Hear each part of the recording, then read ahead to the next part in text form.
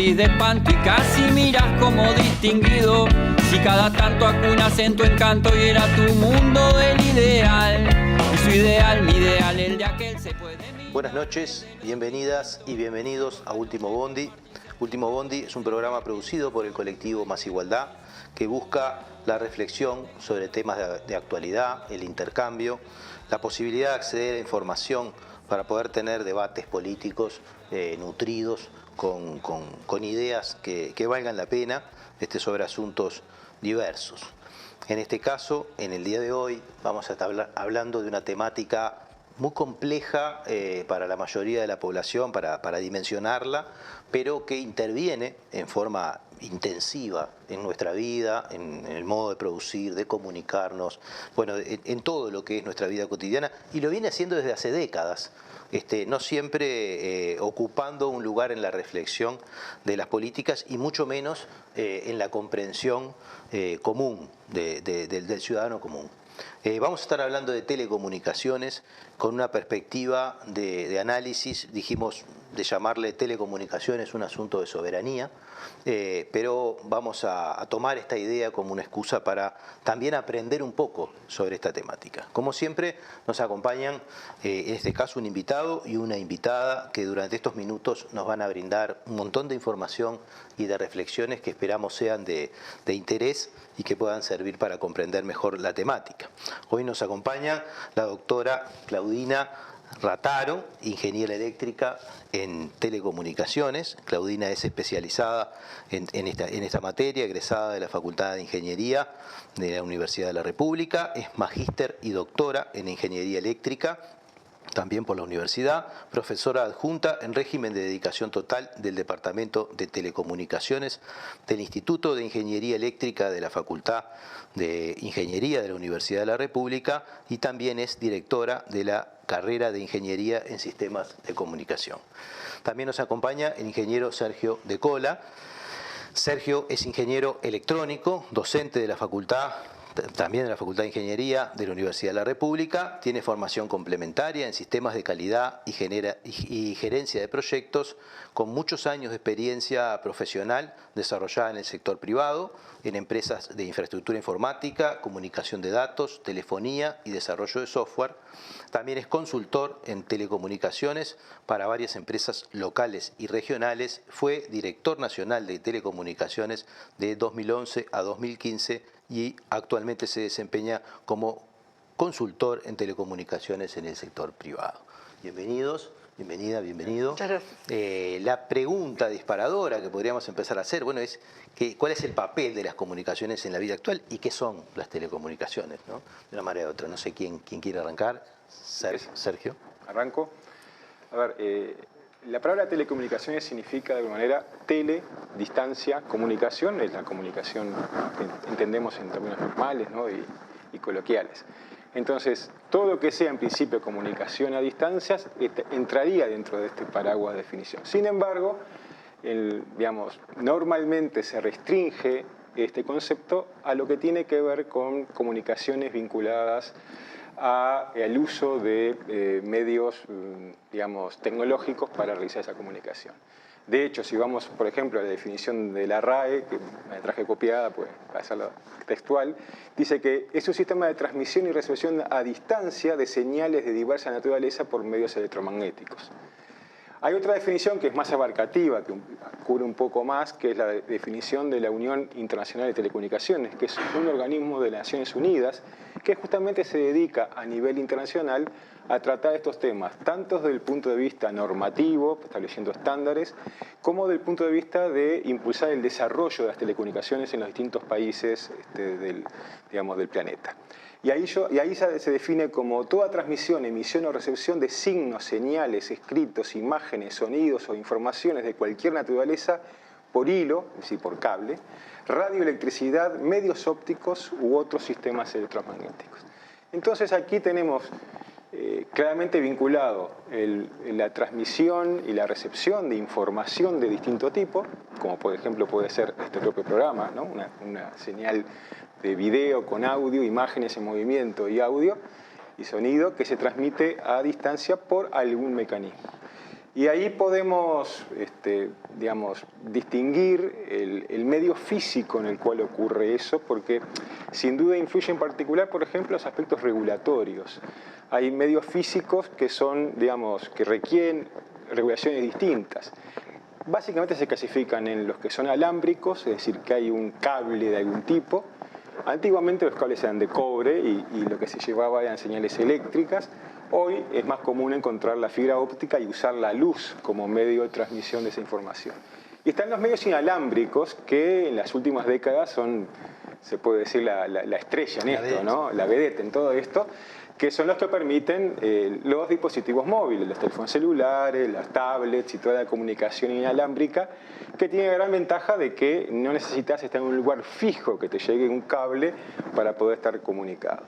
En particular, los medios inalámbricos se utilizan en el espacio radioeléctrico, que es un conjunto, digamos, de propiedades de la naturaleza, que es un espacio que tiene que estar regulado, porque, claro, como es un medio compartido, yo no puedo transmitir en el mismo lugar de ese espectro en el que transmitís tú o Claudina, porque nos haríamos interferencia y nadie, es como si nosotros aquí habláramos todos al mismo tiempo, no nos entenderíamos. Bueno, lo mismo pasa en las transmisiones a través de medios inalámbricos. De ahí que desde el Tratado de Torremolinos de la Unión Internacional de Telecomunicaciones en 1973 se considera que este espectro radioeléctrico, este espacio, es un bien de la humanidad y que está sujeto a la administración de los estados, pero no es un bien privado, es un bien público que el Estado solamente lo que puede hacer es administrarlo. ¿Qué quiere decir? Quiere decir asignarlo a las funciones que correspondan y evitar, por ejemplo, las interferencias, evitar que digamos, que dos emisores interfieran porque están usando las mismas frecuencias, las mismas bandas de frecuencia. Antiguamente las transmisiones eran analógicas, es decir, las señales se transmitían de alguna forma proporcional a la intensidad. Por ejemplo, aquí tengo un micrófono, este micrófono lo que hace es convertir el sonido que sale de mi boca, de mi voz, en señales eléctricas que viajan por el cable del micrófono. Bueno, esa forma de transmitir se llama analógica porque si yo hablo más fuerte, la señal eléctrica que se genera es más fuerte y así se decodifica en la otra punta donde hay un dispositivo inverso, el parlante, que genera de vuelta las ondas de presión del aire que permite que las personas escuchen lo que yo estoy diciendo. Últimamente, pues, de hecho, desde hace ya varias decenas de años, se trabaja mucho más en técnicas digitales. ¿Qué quiere decir esto? Que en vez de hacer esa proporcionalidad entre la señal que origina el fenómeno físico con la señal que le va a transmitir, que va la electricidad o la luz, se trabaja en números, o sea, se convierte todo eso a números y se transmite como una colección de ceros y unos. Todo el mundo habrá quizás escuchado hablar ese famoso tema de los ceros y unos, que en definitiva son formas de representar números que tienen la propiedad interesante de que permiten hacer redes mucho más seguras, mucho más confiables en realidad, en el sentido de que no están tan propensas a recibir interferencias y entonces eso permite una mejor calidad en la información, cosa que es útil para el audio y para el video y es esencial cuando se trata de otro tipo de informaciones. Esta necesidad del mundo digital claramente nace con el advenimiento de las computadoras y las redes de computadoras, donde claramente mover información de tipo contable, de tipo, no sé, textos y demás, tiene que ser exacta, no puede ser aproximada porque si no tendríamos problemas, ¿no? Y finalmente decir algo acerca de las redes de telecomunicaciones, capaz para que la audiencia comprenda. Las redes de telecomunicaciones son justamente sistemas que combinan recursos tecnológicos para permitir esta comunicación. Y se puede identificar dos tipos, las redes fijas y las redes móviles, que están también vinculadas con el tipo de tecnología que van a usar para hacerlo. Las redes fijas, como su nombre lo dice, el dispositivo que va a conectarse a los servicios tiene que estar en un lugar fijo. Por ejemplo, una computadora en mi casa. Está siempre en el escritorio, yo lo conecto a mi punto de acceso a la red, a la red de internet en particular en la actualidad, y desde allí me conecto. Y después están las redes móviles, que son las redes, por ejemplo, de los teléfonos celulares. El dispositivo puede viajar e incluso puede estar conectado a las redes estando en movimiento. Es una propiedad que las redes fijas no la tienen, solamente las tienen las redes móviles. Sí. Sí, complementando, ya Sergio dio como un panorama bastante amplio y atacando bastante de los puntos importantes de lo que son las telecomunicaciones. Yo quisiera complementar, como bajar un poquito más hacia tierra, ¿dónde están las comunicaciones hoy en día? Mejor dicho, a mí me gusta referirme a los sistemas de comunicación, porque no solo ya se trabaja en la transmisión y en la recepción de la comunicación, sino también en el procesamiento y el análisis de la información. Esta información, como ya decía Sergio, puede ser audio, video, datos, etc. ¿Y dónde están? Bueno, ya Sergio mencionó algunos casos como la telefonía celular, ¿no? Cuando usamos el celular para muchas cosas, para mensajería, para una llamada, para revisar las redes sociales, para mirar un video, ahí estamos usando un sistema de comunicación. Después en definitiva cuando usamos internet, ¿no? Por ejemplo, ya sea teniendo una clase a distancia, una reunión en el teletrabajo, o otros temas, por ejemplo, en la agricultura también se usa un sistema de comunicación, por ejemplo, para que los productores puedan hacer una producción más eficiente. Ahí se está metiendo, ya se metió hace rato el tema de Internet de las cosas. Entonces, lo que quiero dejar con esta intervención es que los sistemas de comunicación están básicamente en nuestra vida cotidiana, ya en todas las personas, de todas las edades, y muchas veces no solo somos las personas, los usuarios finales de las comunicaciones, sino muchas veces son máquinas las que se están conectando y comunicando. Eso es como también algo que ha cambiado en los últimos tiempos.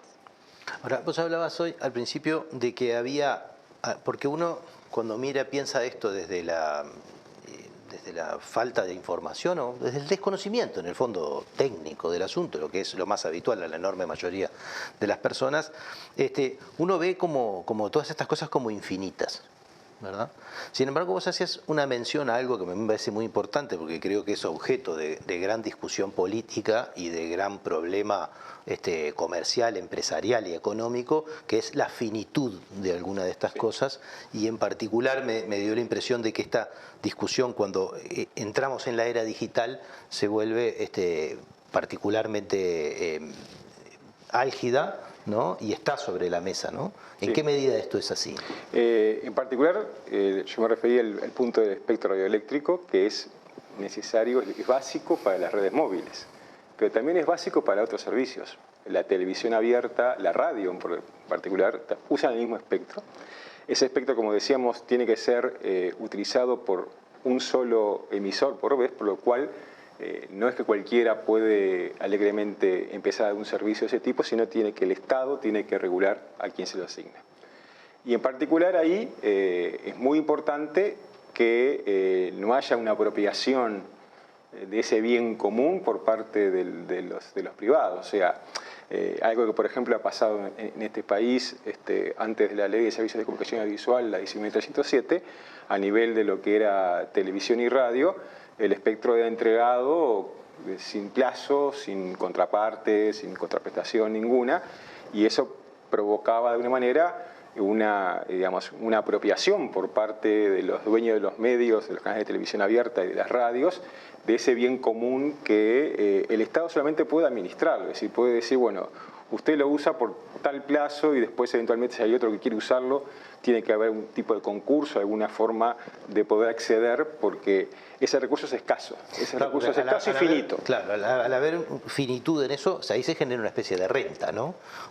Para quien es usuario de eso. Exacto. Y si eso no tiene una regulación pública en el sentido de que vaya en beneficio comunitario, más allá de que sea un negocio privado, como que ahí hay como una especie de abuso de un medio, ¿no? Y eso que pasaba con eso también ocurre con las operadoras de telecomunicaciones, ¿no?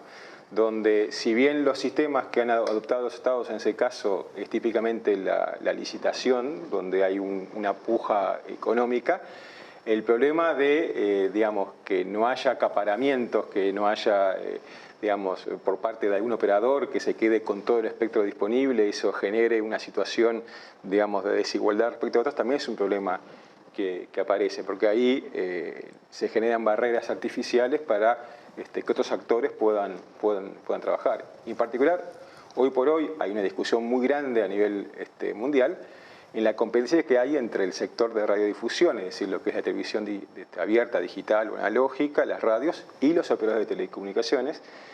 La banda ancha móvil está necesitando cada vez más espectro y van avanzando sobre el espectro utilizado por... Se me está yendo al segundo bloque. Ah, bueno.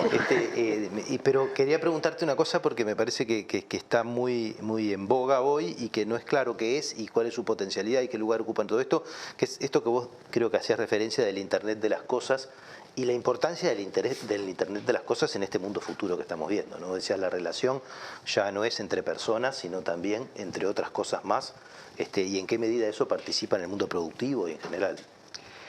Sí, en realidad el término de Internet de las cosas ya se viene hablando hace, no sé, 15 años, 20 años. La idea es que ya se está usando en muchos verticales, en la agricultura, en el medio ambiente. Por ejemplo, cuando se habla de ciudades inteligentes, uno estima, bueno, que los contenedores de basura puedan tener un sensor, algo, y que avise cuando se llenó, por ejemplo. Entonces hace como más eficiente la recolección de los residuos, por ejemplo, para hablar de un caso muy concreto, digamos. Pero la idea es que las nuevas tecnologías que ya son un hecho, como el 5G y después el futuro 6G y demás, que me estoy yendo al segundo bloque, van a generar la verdadera explosión de los dispositivos conectados, que permiten estas cosas, mejorar lo que ya se viene haciendo y más cosas todavía que ni nos imaginamos.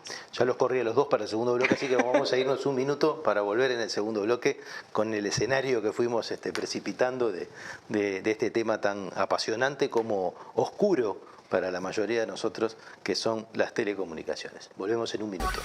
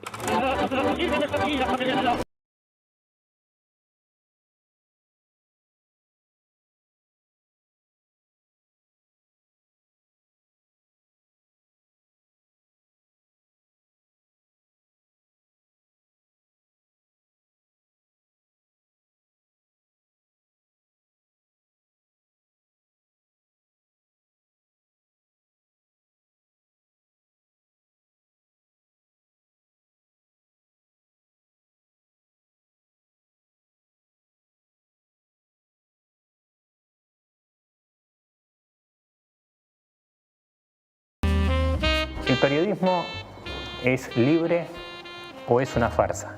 Así lo decía Rodolfo Walsh. Apoyá el periodismo libre, apoyá Caras y Caretas. Vuelta, ahí, tan. Es un honor formar parte de Caras y Caretas TV, donde hay lugar para todo tipo de contenido y también para el humor. ¡Sumate!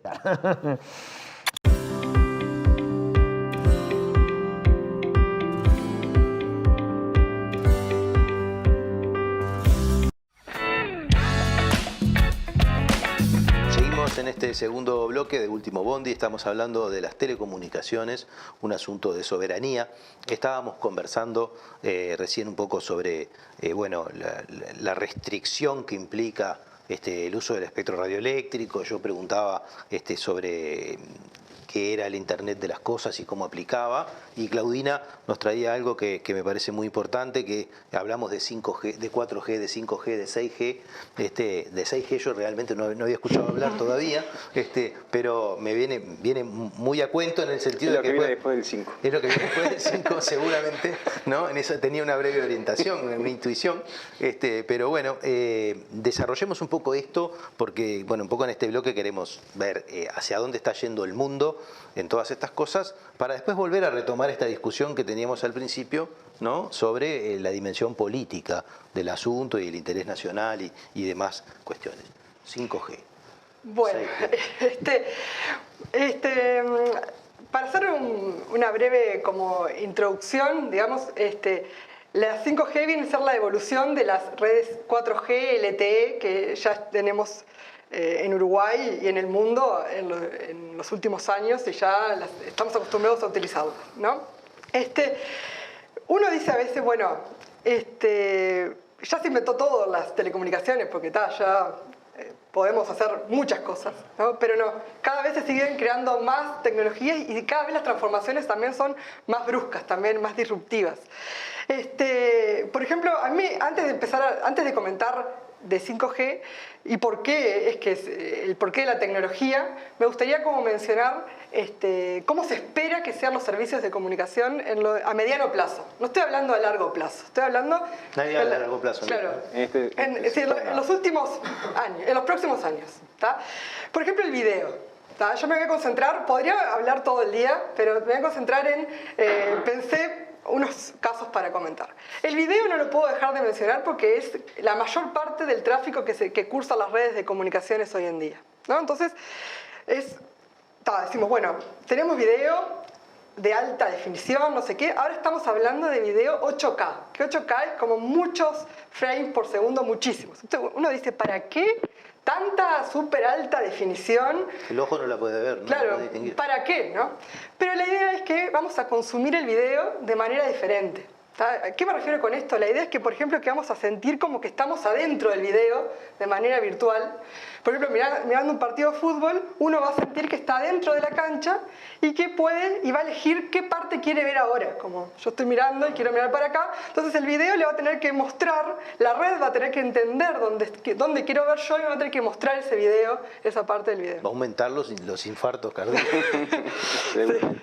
Entonces ahí hay como mucha cosa, porque una forma es temas de desafíos de ancho de banda que va a tener que mandar la red, o de latencia y de inteligencia, de poder entender cuál es el comportamiento de este usuario para poder anticiparme y saber qué flujo de video le tengo que mandar en cada momento y ya, digamos, con cierta latencia. Entonces ahí empiezo a mencionar conceptos de latencia, de ancho de banda cada vez más exigentes.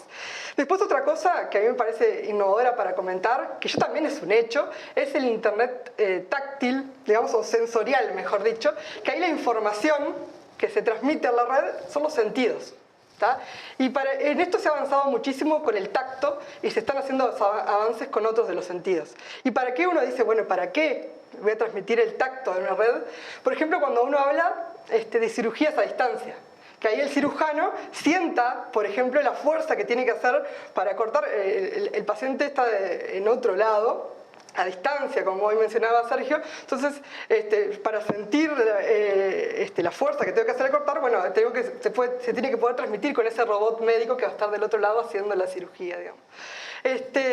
Después, ahí, bueno, hay mucho tema de delay también, de latencia. Después otra cosa es el monitoreo de las plantas industriales, la industria 4.0, que mucho se habla. Ahí hay temas de Internet de las cosas, pero también un tema que está muy en boga ahora es el tema de los gemelos digitales, ¿no? Cuando una planta es súper compleja o es de difícil acceso, lo que se espera con los gemelos digitales es tener como una imagen de realidad virtual que tenga una parte de la planta o la planta donde la persona manipule, claro, y eso se impacte, y eso tiene que ser en el momento y tiene que tener alta confiabilidad esa transmisión, porque esa acción que yo hago tiene que traducirse en una acción a la planta verdadera, digamos, en el proceso industrial. Entonces ahí hay temas también de latencias y demás, y de alta disponibilidad. Bueno, esto tiene de la mano una investigación sobre el funcionamiento del ser humano que asusta, ¿no? Sí. Esto que decías vos, ¿no? Emociones, sensaciones, tacto, y todo eso pasado por un sistema de inteligencia artificial que te predice, te anticipa, ¿no? Hay un mundo de negocios acá gigantesco, ¿no? Sí, hay un mundo de negocios muy grande, y en particular, por ejemplo, lo que tiene que ver con la inteligencia artificial es un negocio que tiene muchas implicancias de todo tipo, ¿no? La aplicación de inteligencia artificial a las comunicaciones, a los procesos industriales, a todo lo que sucede en la vida cotidiana va a ser cada vez más importante, y estamos frente a fenómenos sociales que tienen implicancias, digamos, llamémosle éticas, ¿no? Digamos, lo que tiene que ver con, ¿puede una inteligencia artificial tomar decisiones en lugar de los humanos? El famoso problema de los vehículos autónomos y todo ese tipo de, digamos, de desafíos éticos van a aparecer cada vez más, porque vamos a ir cediendo el control de determinadas decisiones a las máquinas a través de estas inteligencias artificiales. Está la discusión de si las inteligencias artificiales pueden tomar conciencia. Bueno, está la discusión que se armó con Google, que despidió a un ingeniero que dijo que había tomado conciencia de la inteligencia artificial. Con independencia de si eso fue real o no, estamos en la frontera de la tecnología con dificultades de ese tipo. Pero además hay un tema que es por el volumen de datos que se necesitan para generar esas inteligencias artificiales. Hoy se vislumbra que en el mundo básicamente Estados Unidos y China son las dos potencias que tienen la capacidad de recolectar la suficiente información como para perfeccionar su inteligencia artificial. Esto puede estar generando una relación distinta en el mundo que se nos viene, donde la diferencia entre el desarrollo y el subdesarrollo se va a traducir en si tenés el control de las inteligencias artificiales o si no tenés el control. Y el poder económico que eso significa, o sea, si tú tenés el acceso a la información, podés modelar tus inteligencias artificiales, podés aplicarlas a los procesos industriales, podés aplicarlos a la vida cotidiana. Hay un negocio multimillonario en eso, ¿no? Que también, ¿quién se apropia de eso y cómo afecta esa apropiación lo que va a ser el efecto que tiene en nuestras sociedades, ¿no? Hoy, por ejemplo, sin ir más lejos, el fenómeno que tenemos hoy con los modelos de negocio que tienen las redes sociales, las plataformas y demás, que se basan en la publicidad y por tanto necesitan atraernos y mantenernos atados a la red, y eso lo hacen a través de algoritmos que nos presentan cosas que nos generen confort para sentirnos cómodos y seguir con la red social. Están generando burbujas, están generando el problema de generar cada vez bloques más estancos en las sociedades y que no se puede dialogar, o están afectando la calidad de la discusión democrática. Eso es algo que está pasando hoy. Imaginemos lo que puede pasar dentro de unos años cuando la inteligencia artificial pase a ocupar lugares cada vez más preponderantes en la vida, ¿no? Estamos en una serie de problemas, unos desafíos muy importantes. Sí, sumado a eso, la otra vez comentábamos en un grupo de investigación que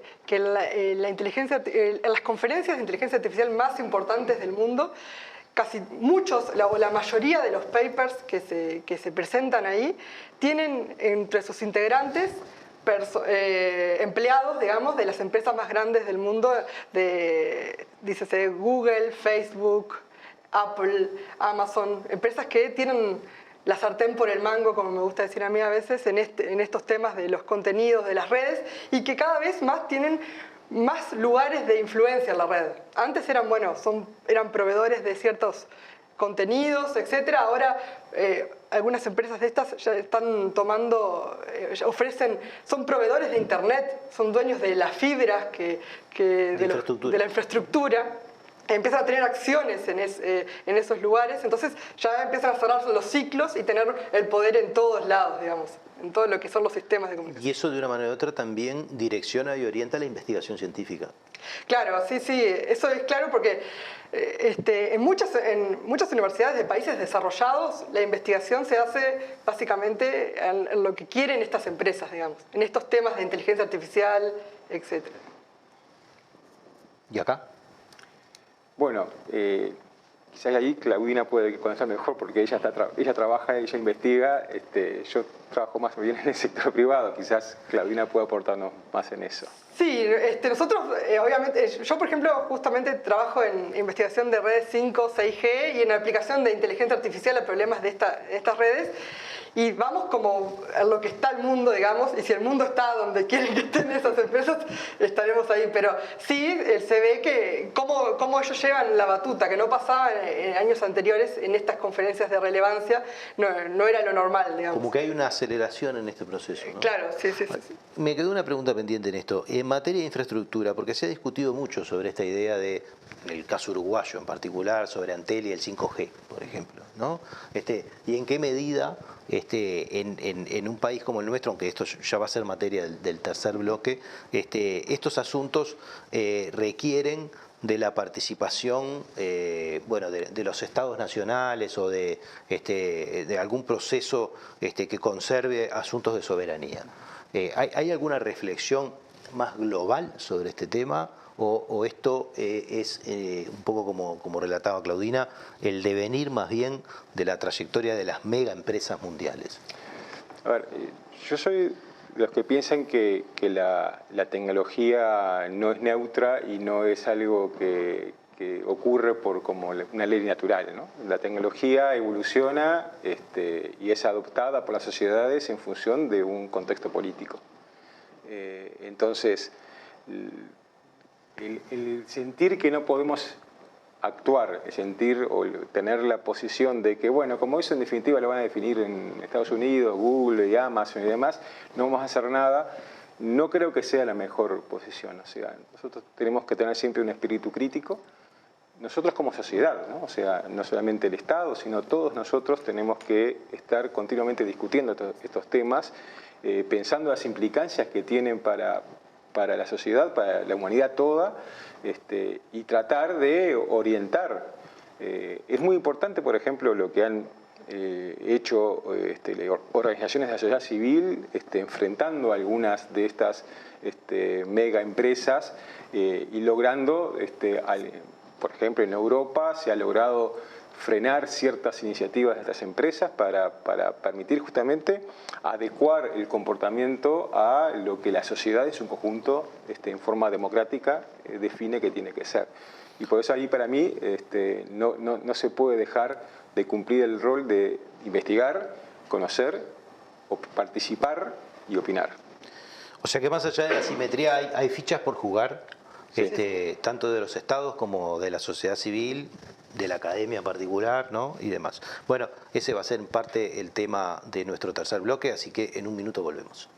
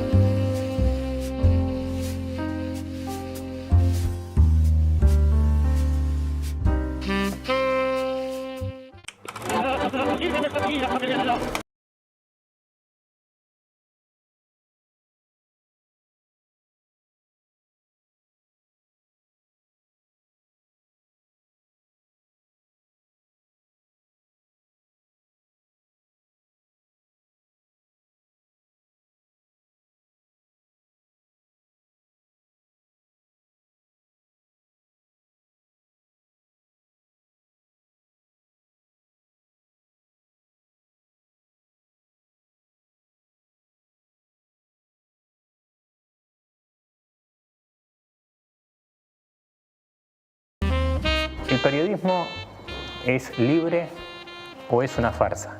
Así lo decía Rodolfo Walsh. Apoyá el periodismo libre. Apoyá Caras y Caretas. Da vuelta, ahí, tan. Es un honor formar parte de Caras y Caretas TV, donde hay lugar para todo tipo de contenido y también para el humor. ¡Sumate!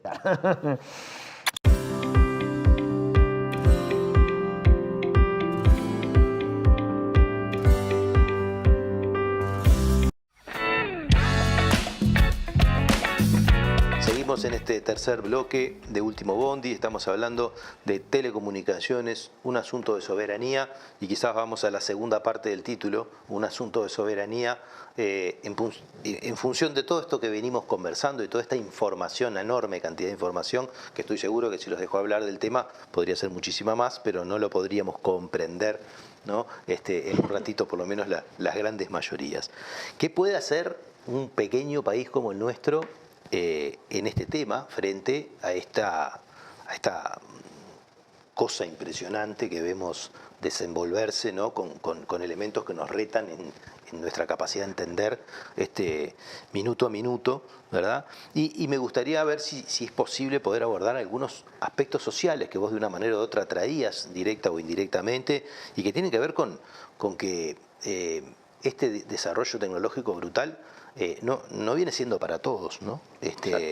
Y quién va a velar porque sea para todos, y qué cosas podemos hacer para poner esto arriba de la mesa. Vos hablabas de algunos niveles de desigualdad apabullantes, en el sentido de incluso poner que las dos grandes potencias más grandes del mundo podrían ser de una manera u otra propietarias casi que del escenario de las próximas revoluciones tecnológicas. ¿Qué hará el resto del mundo? ¿No? Y cómo prepararse, ¿no? Cómo prepararse desde la sociedad, qué cosas estudiar, qué lugar tiene la investigación científica en esto, qué lugar tiene comprenderlo para que esto realmente participe en nuestros sistemas productivos, y dónde tendría que haber políticas públicas para que eso sea, ¿verdad? Porque no podemos, ¿no? Si el derrame va a derramar en el sentido de lo que derrama, Sí, sí. ¿no? O sea, va a ser un poco más del despliegue de esta hegemonía que vemos viendo, y no necesariamente de lo que puede ser, y bueno, una gran parte de la población, especialmente, ¿no? en África, en América Latina y demás, va a quedar muy al margen. Entonces, por ahí un poco viene la motivación de este tercer bloque. Bueno, ahí primero me gustaría resaltar que acabamos de venir de 2 años de pandemia, digamos, donde ahí las comunicaciones fueron fundamentales y se pudo pasar en nuestro país bastante bien, digámoslo así coloquialmente, y en gran medida fue gracias a las inversiones que hubo en los anteriores periodos, especialmente en Antel y con el Plan Ceibal, inversiones que fueron grandes y que fueron bien hechas. Digamos, que demostró que se pudo, rentable. claro, que se pudo pasar estos 2 años, que no pasó lo mismo en otras partes del mundo. ¿Tá? Se pudo seguir se pasó al teletrabajo en muchos aspectos, a la educación a distancia y así en otros aspectos.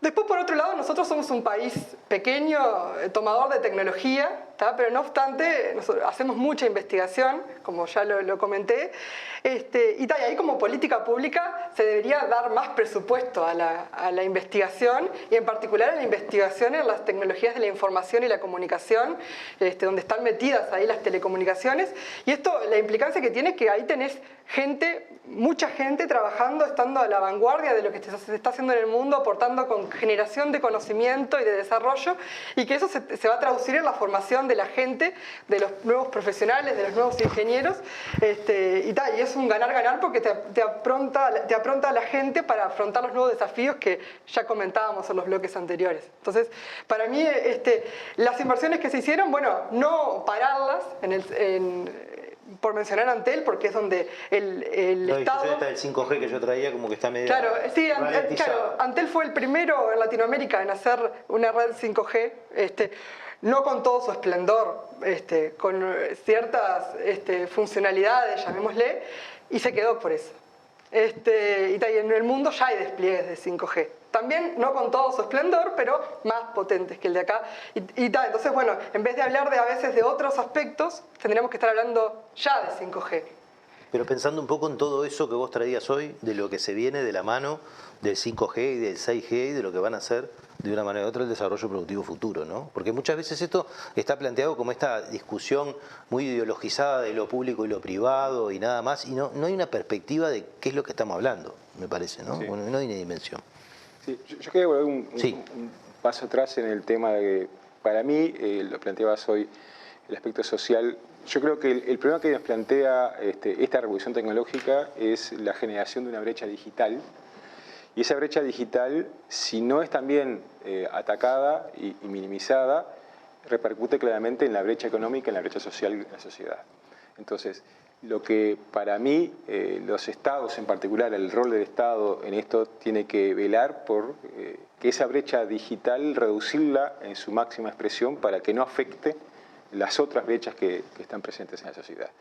Y para mí, 2 aspectos fundamentales de eso tienen que ver con el acceso y tienen que ver con la alfabetización digital. O sea que, digamos, todos los habitantes del país estén en condiciones de utilizar apropiadamente la tecnología, porque Hoy no saber acceder a Internet, trabajar en trámites en línea y demás es como no saber leer y escribir hace 50 años, ¿no? Estamos en una situación de ese nivel. Entonces, el acceso, dado también por la conectividad, poder tener tanto la disponibilidad de servicios en el lugar donde uno vive, como los recursos económicos o los subsidios que se necesiten para acceder a los dispositivos necesarios y a los servicios, son cosas fundamentales. Uruguay está muy bien posicionado en eso, como mencionaba recién Claudina, el esfuerzo que hizo Antel con la conectividad, tanto 4G, la fibra óptica al hogar, ya el sistema DSL que estaba antes, el plan Ceibal, son ejemplos en los cuales permitieron que esa brecha digital sea una de las menores de la región, de Latinoamérica. Si nos comparamos con el primer mundo, no estamos tan mal, pero tenemos también cosas para mejorar. Es muy importante que eso se continúe, que eso se siga trabajando y que los aspectos de alfabetización también sean incluidos en los planes también para la brecha generacional, o sea, la gente que tiene más edad normalmente no nació nativo digital, como se dice, y por tanto le cuesta mucho más. Me acuerdo que hubo en los periodos pasados programas del Ministerio de Educación y Cultura para llegar a través de talleres, a través de formación para personas adultas mayores. Todo ese tipo de cosas tienen que continuar como políticas públicas para poder justamente reducir esa brecha. Y lo otro que para mí hay que hacer es las políticas que son proactivas, porque también estos son desafíos, pero también hay oportunidades. Coincido con Claudina de que Uruguay es tomador de tecnología a nivel de lo que es la tecnología de redes y demás, pero en lo que es desarrollo de software y de aplicaciones para utilizar esas redes de la mejor manera posible, Uruguay tiene una buena plataforma, tiene una industria de software pujante que es muy importante en términos relativos, también en términos absolutos, y que, por ejemplo, una buena política de promoción va a permitir generar recursos, digamos, suficientes. Tiene interesante esto que normalmente son trabajos calificados, bien remunerados, entonces como que hay muchos elementos para impulsar ese tipo de propuestas. Una cosa interesante, hoy por hoy, sigue, y hace muchos años, la industria de software de Uruguay tiene un faltante de recursos, o sea, no hay suficientes técnicos y profesionales formados en el país, y uno hasta se tendría que preguntar si no hay que promover la migración, o sea, gente que venga a Uruguay ya formada en otros países para justamente alimentar esa industria. En el mundo hay ejemplos, por ejemplo en Irlanda se hizo esa promoción y generó toda una industria de software y tecnología atrayendo talentos de todos lados. Conozco muchos uruguayos que están trabajando en empresas en Irlanda, ¿no?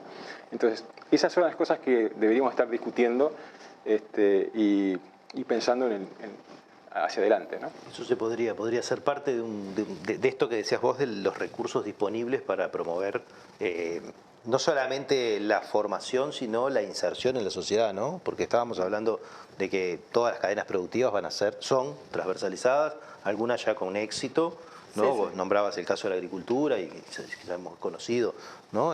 La irrupción de las tecnologías digitales, pero hay muchas otras por hacer, ¿no? Sí, no, estamos en un momento donde estamos afrontando cambios en el mundo del trabajo importantísimos. Hay trabajos que están desapareciendo, otros que están surgiendo, y ahí la base material de estos cambios están siendo las telecomunicaciones. Entonces, garantizarle el acceso, como decía Sergio, el acceso a Internet, un buen acceso de banda ancha a la población hace que pueda tener mejores accesos a trabajos de calidad, a educación, ya sea a participación en el debate, etcétera. Por eso es que es muy importante poder lograr que se siga apuntando a eso, a disminuir las brechas digitales en el país.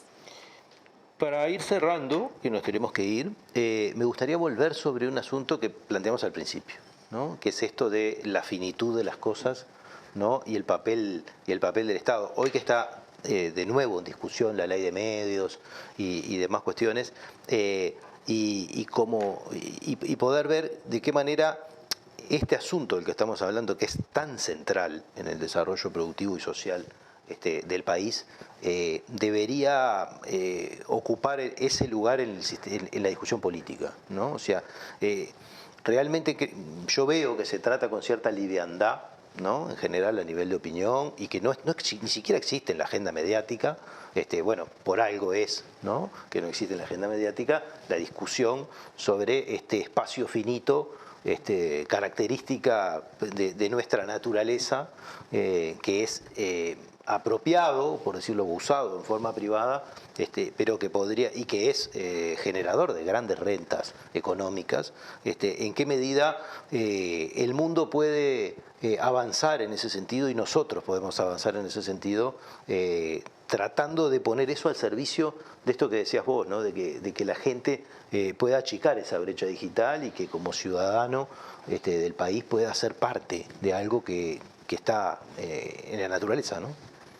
Sí, yo creo que ahí lo que me parece que es fundamental es que todos asimilemos el concepto de que, en particular, el espacio radioeléctrico se precisa tanto para lo que es la radiodifusión como para la banda ancha móvil, la telefonía celular y demás. Es, como bien dice las Naciones Unidas, es un patrimonio común de la humanidad. Ni siquiera es digamos, de un país en particular. Los estados ahí lo único que pueden hacer es administrarlo, y claramente hacer un patrimonio común de humanidad en ningún caso puede ser de alguna manera apropiado por privados, donde saquen una renta de esa apropiación sin dar una contraprestación, por lo menos, al resto de la sociedad.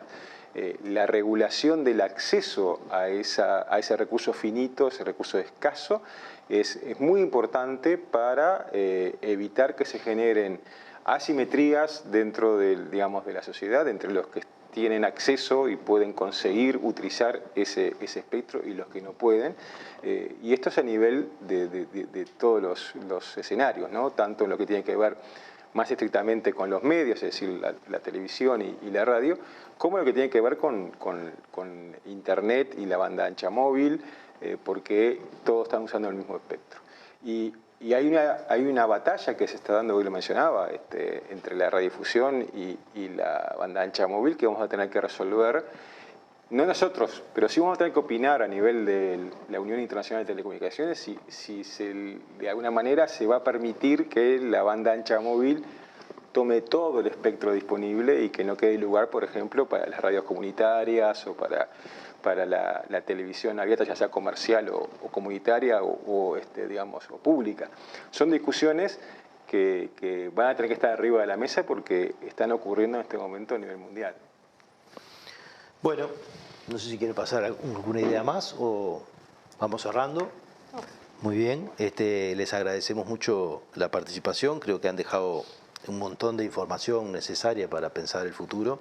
Y bueno, nos vamos nosotros hasta el próximo martes con otra propuesta de Último Bondi y a repasar un poco todos estos contenidos para seguir pensando. Buenas noches.